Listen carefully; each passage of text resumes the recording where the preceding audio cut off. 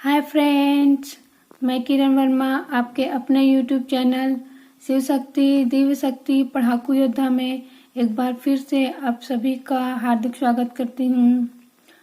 आज ये मेरा छत्तीसगढ़ मैप से संबंधित अंतिम वीडियो है और इसमें मैं आप सभी को छत्तीसगढ़ का अक्षांशीय और देशांतरी विस्तार समझाने वाली हूँ।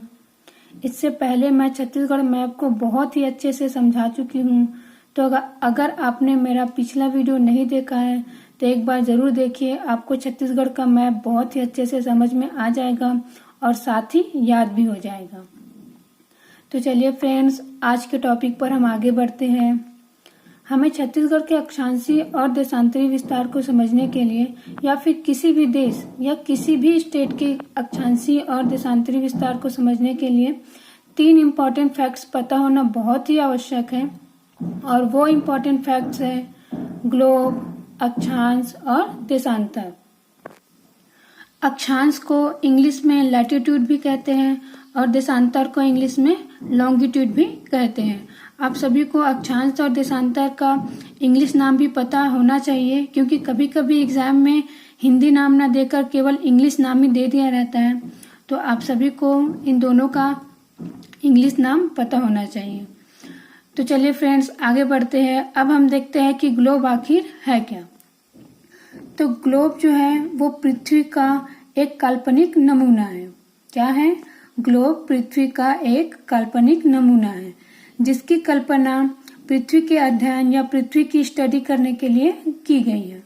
अर्थात हम कह सकते हैं कि ग्लोब जो है पृथ्वी का एक यथार्थ निरूपण है या पृथ्वी का ही एक इमेज है। अब आपकी स्क्रीन पर एक इमेज शो हो रहा होगा, ध्यान से देखिए। इस इमेज को ही हम ग्लोब कहते हैं और इसके उत्तर में स्थित सबसे ऊपरी बिंदु को उत्तरी ध्रुव और दक्षिण में स्थित सबसे दक्षिणी बिंदु को दक्षिणी ध्रुव कहते हैं। उत्तरी ध्रुव को इंग्लिश में नॉर्थ पोल और दक्षिणी ध्रुव को इंग्लिश में दक्षिणी ध्रुव को इंग्लिश में साउथ पोल कहते हैं। अब हम आगे बढ़ते हैं फ्रेंड्स। तो जैसा कि फ्रेंड्स मैं आप सभी को बताई कि हमने ग्लोब की कल्पना क्यों की है, पृथ्वी का अध्ययन करने के लिए किया है। तो आखिर हम पृथ्वी का अध्ययन इस ग्लोब की सहायता से कैसे करेंगे? तो इसके लिए जो ग्लोब है उस पर 2 काल्पनिक रेखाएं खींची गई है, जिसमें पहला है अक्षांश या लैटिट्यूड और दूसरा है देशांतर या लॉन्गिट्यूड।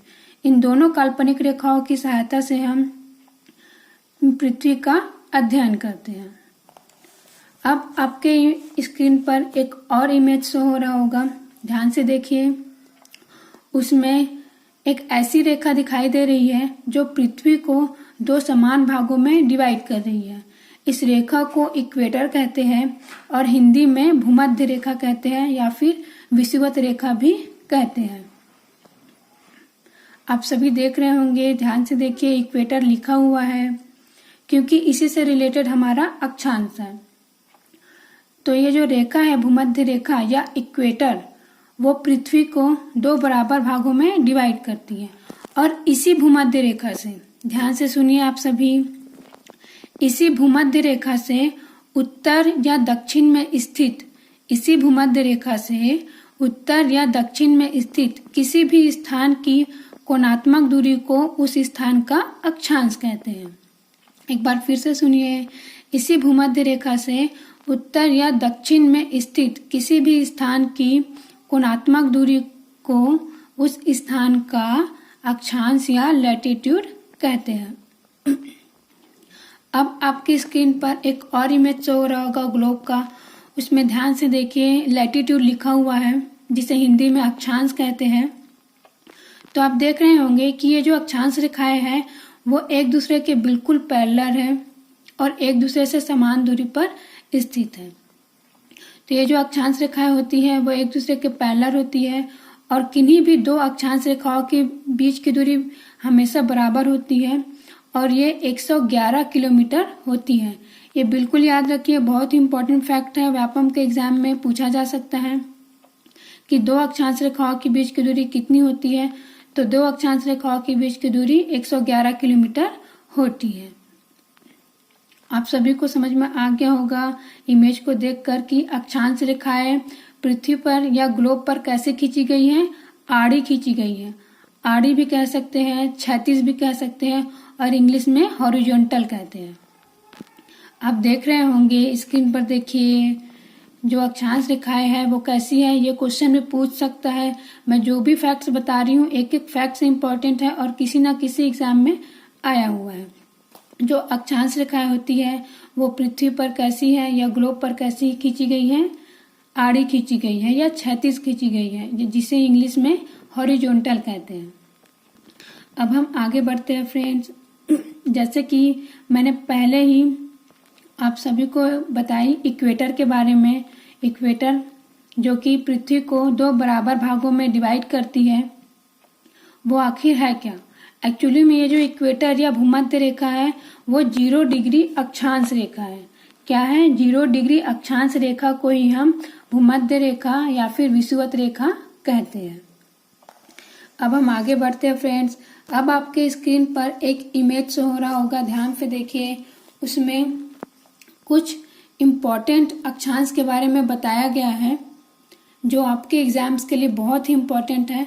वैसे तो मैं अगले वीडियो में आप सभी को अक्षांश और देशांतर को बहुत ही अच्छे से एक्सप्लेन करूंगी अलग से, क्योंकि ये थोड़ा सा लंबा टॉपिक है। मैं अभी आप सभी को छत्तीसगढ़ का अक्षांशीय और देशांतरीय विस्तार समझाने के लिए इसका मात्र इंट्रो दे रही हूँ, तो आप सभी इंट्रो को अच्छे से समझें।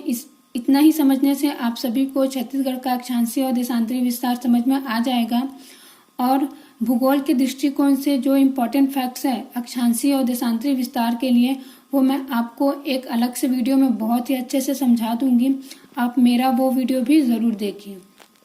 तो अब आप अपने स्क्रीन पर देखिए, दिख रहा है उसमें सबसे पहले इक्वेटर लिखा हुआ है बीच में, उसके बाद ट्रॉपिक ऑफ कैंकर लिखा हुआ है ऊपर साइड, फिर नीचे साइड लिखा है ट्रॉपिक ऑफ कैप्रिकॉर्न। तो जो ट्रॉपिक ऑफ कैंकर लिखा है उसे हिंदी में कहते हैं कर्क रेखा। क्या कहते हैं? एक बार फिर से सुनिए। जो ट्रॉपिक ऑफ कैंकर लिखा हुआ है उसे हिंदी में कर्क रेखा कहते हैं, और जो ट्रॉपिक ऑफ कैप्रिकॉर्न लिखा हुआ है उसे हिंदी में मकर रेखा कहते हैं। उसी प्रकार फिर ऊपर है आर्कटिक रेखा, नीचे है अंटार्कटिक रेखा, जो कि वहाँ पर शो हो रहा है आर्कटिक सर्कल लिखा हुआ है, और साथ ही नीचे लिखा हुआ है अंटार्कटिक सर्कल। तो ये चारों ही आप सभी के लिए बहुत ही इम्पोर्टेंट है। कर्क रेखा है 23 सहित हाफ डिग्री उत्तरी अक्षांश, जो इमेज पर शो हो रहा है 23.5 एन करके लिखा हुआ है, जिसका मतलब है नॉर्थ लैटिट्यूड। ठीक है, आप सभी देखते जाइए इमेज को, मैं बताते जा रही हूँ, आप सभी को अच्छे से याद हो जाएगा। इमेज में लिखा हुआ है 23.5 नॉर्थ लैटिट्यूड, वहाँ पे सिर्फ एन लिखा हुआ है लेकिन उसका मतलब यही है नॉर्थ लैटिट्यूड, उत्तरी अक्षांश। आप सभी को ये उत्तरी अक्षांश शब्द भी याद रखना है, क्योंकि ये भी इम्पोर्टेंट है कि कर्क रेखा कौन सी अक्षांश रेखा होती है। तो कर्क रेखा 23 सहित हाफ डिग्री, या फिर इसी को हम 23.5 डिग्री उत्तरी अक्षांश या फिर 23.5 डिग्री नॉर्थ लैटिट्यूड भी कहते हैं, और ये क्वेश्चन एग्जाम में पूछा जा चुका है सीजी व्यापम के। उसके बाद मकर रेखा, नीचे देखिए मकर रेखा भी वही ही है 23 सहित हाफ डिग्री अक्षांश या फिर 23.5 डिग्री दक्षिणी अक्षांश हम इसे कहते हैं, या फिर जैसा कि इमेज में दिख रहा है 23.5 डिग्री एस लिखा हुआ है, तो ये है 23.5 डिग्री साउथ लैटिट्यूड। और ये भी इम्पोर्टेंट है, ये भी पूछा जा चुका है कि मकर रेखा 23.5 डिग्री दक्षिणी अक्षांश है। ये क्वेश्चन पूछा जा चुका है कि मकर रेखा कौन सी अक्षांश रेखा है। अब आगे देखिए आर्कटिक रेखा या फिर आर्कटिक सर्कल में लिखा हुआ है 66.5 डिग्री नॉर्थ लैटिट्यूड या फिर 66.5 उत्तरी अक्षांश, ये भी आप कह सकते हैं। उत्तरी अक्षांश को ही इंग्लिश में नॉर्थ लैटिट्यूड कहते हैं। आपको ये सारे मान बिल्कुल याद रखने हैं, ये सारे क्वेश्चन एग्जाम में पूछे जा चुके हैं और आगे भी पूछे जाने की संभावना है। फिर हम नीचे देखते हैं, नीचे अंटार्कटिक सर्कल लिखा है इमेज में, जिसे अंटार्कटिक रेखा कहते हैं। ये होता है 66 सहित हाफ डिग्री या फिर 66.5 डिग्री दक्षिणी अक्षांश। आप सभी इन सभी बातों को अच्छे से ध्यान से याद रखिए। ये सारे आपके एग्जाम्स के लिए बहुत इंपॉर्टेंट है। चाहे आप कोई भी एग्जाम दो, रेलवे एग्जाम दो, सेंट्रल लेवल का कोई भी एग्जाम दो जिसमें जियोग्राफी है सिलेबस में, उसमें ये सारे क्वेश्चन बहुत ही इंपॉर्टेंट है। अब मैं आपको अक्षांश बता चुकी हूँ इंट्रो इसका। तो अब हम देखते हैं कि अक्षांश रेखाओं का यूज होता क्यों है, हमने इसे ग्लोब पर आखिर खींचा क्यों है। एक्चुअली में जो अक्षांश रेखाएं होती हैं वो किसी भी स्थान का तापमान बताती है। आप में से बहुत ही लोगों को पता भी होगा कि जो ध्रुव है, उत्तरी ध्रुव जिसे नॉर्थ पोल कहते हैं, दक्षिणी ध्रुव जिसे साउथ पोल कहते हैं, वहां पे केवल बर्फ है, ये पूरा एरिया बर्फ से ढका हुआ है। वही अगर हम इक्वेटर या भूमध्य रेखा के पास आते हैं तो यहाँ का तापमान बहुत ही ज्यादा होता है। हम जैसे जैसे इक्वेटर या भूमध्य रेखा के ऊपर या नीचे जाते हैं तापमान कम होते जाता है। तो ये जो अक्षांश रेखाएं हैं वो यही बताती है कि किस स्थान का तापमान कितना है, किस स्थान का हीट या उष्मा कितना है। अब हम आगे देखते हैं। जैसा कि मैं आप सभी को आज छत्तीसगढ़ का अक्षांशीय और देशांतरी विस्तार बताने वाली हूँ, तो इसमें एक इम्पॉर्टेंट फैक्ट है कर्क रेखा से रिलेटेड। तो ये जो कर्क रेखा है 23 सहित हाफ डिग्री उत्तरी अक्षांश, ये भारत से होकर गुजरता है और भारत से होकर गुजरने के साथ साथ ये हमारे छत्तीसगढ़ राज्य से होकर गुजरता है। तो ये देख लीजिए, आप लोग याद रखिए कि जो कर्क रेखा है वो छत्तीसगढ़ के 3 जिलों से होकर गुजरता है। ये बहुत ही इंपॉर्टेंट क्वेश्चन है और एग्जाम में पूछा जा चुका है और आगे भी पूछे जाने की संभावना है।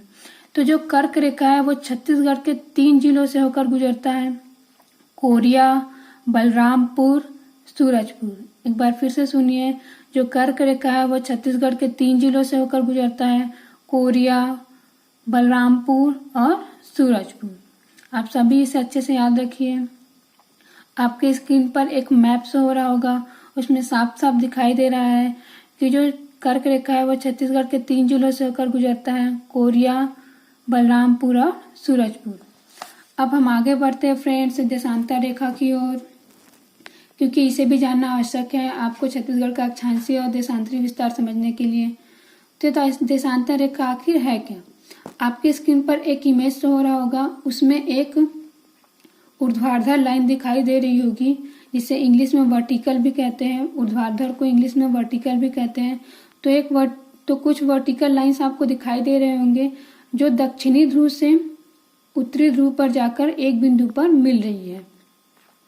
तो ये जो रेखाएं हैं जो दक्षिणी ध्रुव को उत्तरी ध्रुव से मिलाती है, यही काल्पनिक रेखाएं देशांतर रेखाएं कहलाती है या फिर लॉन्गिट्यूड रेखाएं भी कहलाती है। इंग्लिश में देशांतर रेखा को लॉन्गिट्यूड रेखा कहते हैं। आप सभी को पता होना चाहिए, कभी कभी हिंदी में ना देकर केवल इंग्लिश में दे दिया रहता है, तो आप सभी को इसका इंग्लिश नाम पता होना चाहिए। और इसका एक और डेफिनेशन है कि ग्रीनविच रेखा से किसी स्थान की कोणात्मक दूरी को उस स्थान का देशांतर कहते हैं। ग्रीनविच रेखा से किसी स्थान की कोणात्मक दूरी को उस स्थान की देशांतर रेखा कहते हैं। तो आखिर ये ग्रीनविच रेखा है क्या। तो मैं सबसे पहले आप सभी को बताना चाहूंगी कि ये जो देशांतर रेखा है उसका यूज क्यों होता है। देशांतर रेखा का यूज हम समय या टाइम तथा तिथि या डेट निकालने के लिए करते हैं। क्या क्या निकालने के लिए करते हैं, किसी भी स्थान या किसी भी देश का समय और तिथि निकालने के लिए हम देशांतर रेखा का उपयोग करते हैं। अब आप सभी अपने स्क्रीन को देखिए फ्रेंड्स, आपकी स्क्रीन पर एक इमेज शो हो रहा है जिसमें सूर्य और पृथ्वी को दर्शाया गया है। आप देख रहे होंगे सूर्य की किरणें पृथ्वी के जिस हिस्से पर पड़ रही है वो हिस्सा व्हाइट है और जिस हिस्से पर नहीं पड़ रही है वो हिस्सा ब्लैक है। एक्चुअली में जो हमारी पृथ्वी होती है वो सूर्य के चारों ओर तो चक्कर लगाती ही है, साथ ही अपनी जगह पर भी घूमते रहती है, जिसे पृथ्वी का रोटेशन कहते हैं या हिंदी में इसे पृथ्वी का घूर्णन कहते हैं। अब आप दूसरा इमेज देखिए फ्रेंड्स, उसमें दिखाई दे रहा है कि पृथ्वी कौन से डायरेक्शन में रोटेट करती है। उसमें साफ साफ दिख रहा है कि जो पृथ्वी है वो पश्चिम से पूर्व दिशा में रोटेट करती है, अर्थात घूर्णन करती है, जिसके कारण रोटेट करते करते पृथ्वी का जो हिस्सा सूर्य के सामने आता है उस हिस्से में उजाला हो जाता है, और जो हिस्सा सूर्य के सामने नहीं होता है उस हिस्से में कालापन रहता है। एक्चुअली में इसका डायरेक्ट रिलेशन दिन और रात से है। जिस हिस्से में अर्थात पृथ्वी के जिस हिस्से में सूर्य की किरणें पड़ती है वहां पर दिन होता है, और जहां पर सूर्य की किरणें नहीं पड़ती है वहां पर रात होता है। अब आप स्क्रीन पर दूसरा इमेज देखिए फ्रेंड्स, उसमें कुछ दिखाई दे रहा है आपको, देशांतर रेखाएं दिखाई दे रही है। आप देख रहे होंगे कि देशांतर रेखाएं बहुत सारी हैं, और अभी मैं आप सभी को बताई थी कुछ समय पहले कि जो देशांतर रेखाएं हैं उनका ही यूज समय के निर्धारण के लिए करते हैं कि किस देश का समय कितना है। तो अगर इतनी सारी रेखाएं हैं इसका मतलब है कि अलग अलग देश का टाइम अलग अलग होगा।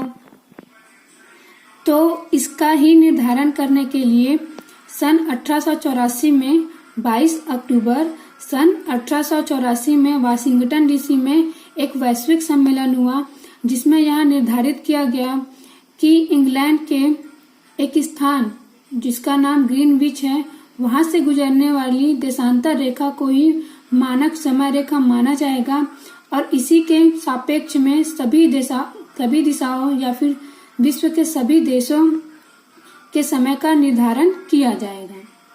ये जो रेखा है जो कि ग्रीनविच नामक स्थान से गुजरती है वो 0 डिग्री देशांतर रेखा होती है, और इसे अंतर्राष्ट्रीय मानक समय रेखा कहते हैं। ध्यान से सुनिए, ये क्वेश्चन आ चुका है कि अंतर्राष्ट्रीय मानक समय रेखा किसे कहते हैं।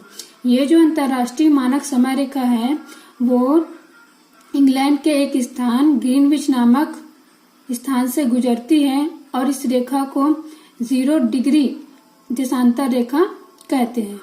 और चूंकि ये ग्रीनविच नामक स्थान से गुजरती है इसलिए इस रेखा को ग्रीनविच मीन टाइम लाइन भी कहते हैं, जिसका शॉर्ट फॉर्म होता है GMT और इसका फुल फॉर्म होता है ग्रीनविच मीन टाइम लाइन। आप ये दोनों बिल्कुल याद रखिए, क्योंकि कुछ कुछ बुक्स में केवल GMT लिख दिया हुआ रहता है, ग्रीनविच मीन टाइम लाइन नहीं लिखा हुआ आता है। तो इसका फुल फॉर्म यही होता है ग्रीनविच मीन टाइम लाइन।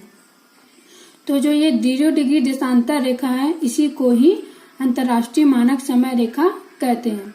ये जो ग्रीनविच रेखा है इसके पूर्व में जो देशांतर रेखाएं हैं उसको पूर्वी देशांतर रेखाएं कहते हैं, और जो दक्षिण और जो पश्चिम में देशांतर रेखाएं हैं उसको पश्चिमी देशांतर रेखाएं कहते हैं। तो इसके हिसाब से ही, इन देशांतर रेखाओं के हिसाब से ही हम सभी जो है समय का निर्धारण करते हैं कि किस देश का टाइम कितना होगा। इसके लिए हर एक देश में एक टाइमलाइन खींची हुई है जिसको उस देश का मानक समय रेखा कहते हैं। तो हम सभी के लिए अभी अक्षांश और देशांतर रेखाओं के बारे में इतना ही जानना है, क्योंकि आज हमारा पर्पस है कि हम अक्षांशीय और देशांतरी विस्तार को समझें। तो उसके लिए अक्षांश और देशांतर के बारे में इतना ही जानना काफी है। तो चलिए फ्रेंड्स, आज अब हम आते हैं अपने फैक्ट्स की ओर, जिसके लिए हमने ये वीडियो स्टार्ट किया था। छत्तीसगढ़ का अक्षांशीय और देशांतरी विस्तार जानते हैं। चलिए फ्रेंड्स, अब हम देखते हैं कि छत्तीसगढ़ का अक्षांशीय और देशांतरी विस्तार कितना है। तो छत्तीसगढ़ राज्य का मैप आपके इमेज पर शो हो रहा होगा। मैं पहले आप सभी को बता देती हूँ, उसके बाद इमेज से भी आप समझिए अच्छे से। छत्तीसगढ़ राज्य का अक्षांशीय विस्तार है 17 डिग्री 46 सेकेंड उत्तरी अक्षांश से 24 डिग्री 5 सेकेंड उत्तरी अक्षांश। आपके इमेज पर शो हो रहा है, जो स्क्रीन पर जो इमेज दिख रहा है उसमें दिख रहा है कि छत्तीसगढ़ राज्य का उत्तरी अक्षांश 17 डिग्री 46 सेकेंड से 24 डिग्री 5 सेकेंड है। साथ ही जो छत्तीसगढ़ राज्य का देशांतर है वो 80 डिग्री 15 सेकेंड पूर्वी देशांतर से 84 डिग्री 25 सेकेंड पूर्वी देशांतर है। इसके साथ ही मैं आप सभी को भारत का भी अक्षांशीय और देशांतरी विस्तार बता देती हूँ, जिससे आप सभी को एक साथ इन दोनों का अक्षांशीय और देशांतरी विस्तार याद करने में इजी होगा, क्योंकि दोनों ही बहुत ही इम्पोर्टेंट है और दोनों ही क्वेश्चन एग्जाम में आ चुके हैं। तो भारत का जो अक्षांशीय विस्तार होता है वो 8 डिग्री 4 सेकेंड से 37 डिग्री 6 सेकेंड है। साथ ही भारत का देशांतरी विस्तार 68 डिग्री 7 सेकेंड पूर्वी देशांतर से 97 डिग्री 25 सेकेंड पूर्वी देशांतर तक है। आप सभी इन दोनों फैक्ट्स को अच्छे से याद रखें। मैं एक बार फिर से बोल देती हूँ। भारत का जो अक्षांशीय विस्तार है वो 8 डिग्री 4 सेकंड से 34 डिग्री 6 सेकंड उत्तरी अक्षांश है। साथ ही भारत का देशांतरीय विस्तार 68 डिग्री 7 सेकंड से 68 डिग्री 7 सेकंड पूर्वी देशांतर से 97 डिग्री 25 सेकंड पूर्वी देशांतर है। अब जैसा कि मैं आप सभी को बताई कि जो ग्रीनविच रेखा है वहां से हम किसी भी देश का समय मेजर करते हैं, तो इसके लिए हर देश में एक मानक समय रेखा खींची गई है, जिसको हम ग्रीनविच रेखा, जिसका हम देखते हैं कि ये ग्रीनविच रेखा से कितनी डिग्री दूरी पर स्थित है, उसके अनुसार हम समय का निर्धारण करते हैं। तो हमारे यहाँ जो भारत है वहाँ पर मानक समय रेखा जो है, या इंडियन मीन टाइम या इंडियन स्टैंडर्ड टाइम भी कहते हैं इसको, ये है 82 सहित हाफ डिग्री पूर्वी देशांतर, या फिर 82.5 डिग्री पूर्वी देशांतर भी कह सकते हैं इसको। तो ये भारत में हमारे यहाँ मानक समय रेखा का मान है, और ये क्वेश्चन सीजी व्यापक में 2 से 3 बार आ चुका है, तो आप सभी इसे बहुत ही अच्छे से याद रखें। एक्चुअली में इसको बताने का मेरा पर्पस छत्तीसगढ़ मैप को आज कंप्लीट करवाना है। तो अब देखते हैं कि इसका छत्तीसगढ़ मैप से क्या लिंक है।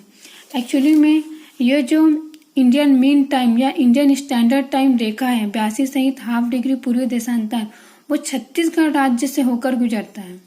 और आप सभी के लिए ये जानना बहुत ही आवश्यक है कि ये जो रेखा है IMT इंडियन मीन टाइम या इंडियन स्टैंडर्ड टाइम IST, वो छत्तीसगढ़ के कौन कौन से जिले से होकर गुजरता है।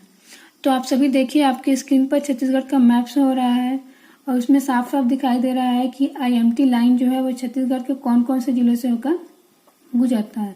मैं आप सभी को बताते जा रही हूँ, आप मैप में देखकर समझिए और याद करते जाइए। जो IMT रेखा है वो छत्तीसगढ़ के 7 जिलों से होकर गुजरती है, और ये जिले हैं कोरिया, सूरजपुर, कोरबा। ध्यान से सुनिए, एक बार फिर से बोल देती हूँ, कोरिया, सूरजपुर, कोरबा, जांजगीर चांपा, बलौदाबाजार, महासमुंद तथा गरियाबंद। तो इस प्रकार ये 7 जिलों से होकर गुजरती है। साथ ही सबसे ज्यादा इम्पोर्टेंट क्वेश्चन ये है कि जो कर्क रेखा है वो भी छत्तीसगढ़ से होकर गुजरती है, और IMT रेखा भी छत्तीसगढ़ से होकर गुजरती है। तो ये दोनों रेखाएं छत्तीसगढ़ के कौन से जिले में एक दूसरे को प्रतिच्छेद करती है या कट करती है, ये बहुत ही इम्पोर्टेंट क्वेश्चन है, और साथ ही विवादास्पद भी है। अर्थात इसमें कंफ्यूजन है कि ये दोनों रेखाएं, कर्क रेखा और IMT लाइन, आखिर छत्तीसगढ़ में कहाँ कौन से जिले में स्पर्श करती है। किसी किसी बुक में सूरजपुर दिया हुआ है और किसी किसी बुक में कोरिया दिया हुआ है, लेकिन जो ऑथेंटिक बुक है उसमें कोरिया दिया हुआ है। तो आप सभी याद रखिए कि जो कर्क रेखा और IMT लाइन है वो छत्तीसगढ़ के कोरिया जिले में एक दूसरे को काटती है, और ये बहुत ही इम्पोर्टेंट क्वेश्चन है। आपके एग्जाम में अगर पूछा जाएगा ये क्वेश्चन, तो कोरिया और सूरजपुर ऑप्शन कभी भी एक साथ नहीं दिया रहेगा। अगर दिया रहेगा तो आप सभी कोरिया पर ही टिक करें, क्योंकि कोरिया ऑथेंटिक बुक में दिया हुआ है। तो ओके फ्रेंड्स, आज से मेरा छत्तीसगढ़ के मैप से संबंधित अंतिम वीडियो था, और आज से आप सभी का छत्तीसगढ़ मैप पूरी तरीके से कंप्लीट हो गया है। अब मैं आप सभी के लिए छत्तीसगढ़ से रिलेटेड अलग टॉपिक को स्टार्ट करूंगी, जो आपके एग्जाम के दृष्टिकोण से बहुत ही इम्पोर्टेंट होगा। आप सभी को मेरा ये वीडियो अगर अच्छा लगा हो तो मेरे इस वीडियो को लाइक करें और ज़्यादा से ज़्यादा शेयर करें फ्रेंड्स, ताकि जो भी अपने एग्जाम्स की तैयारी कर रहे हैं हमारे भाई बहन छत्तीसगढ़ में जो स्थित है वो सभी इस वीडियो का लाभ ले सकें और अपने एग्जाम को क्रैक कर सकें। तो एक बार फिर से बोलना चाहूँगी, मेरे इस वीडियो को लाइक करें, शेयर करें, और मेरे इस YouTube चैनल को सब्सक्राइब ज़रूर करें फ्रेंड्स। साथ ही बेल आइकन को भी दबाएं, ताकि जब भी मैं वीडियो अपलोड करूं सबसे पहले आपके पास नोटिफिकेशन आए और आप मेरा ये वीडियो देखकर अपना नॉलेज को इम्प्रूव कर सकें। Okay friends, thank you.